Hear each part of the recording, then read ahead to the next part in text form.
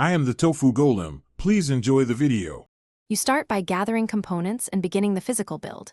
Mount the Pi in a compact case, attach the display via HDMI or DSI, and plug in a micro SD with Raspberry Pi OS. Once done, wire the USB-C power and battery pack.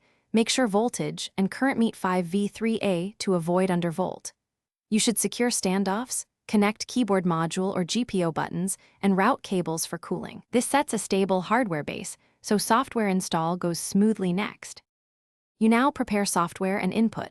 Flash Raspberry Pi OS, enable SSH and VNC, and boot headless to verify network.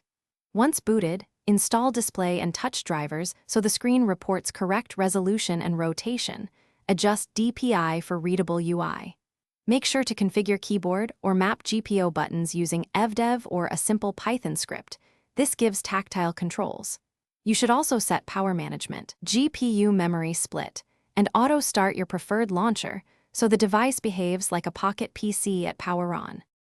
You finish by refining performance and reliability. Install heatsinks and a low-profile fan, tweak config.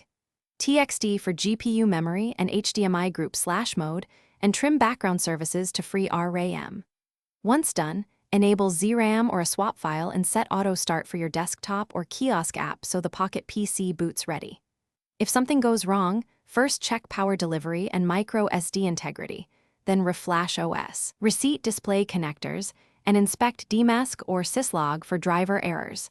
This one troubleshooting step fixes most builds. Thanks for watching. Consider subscribing if we helped you today.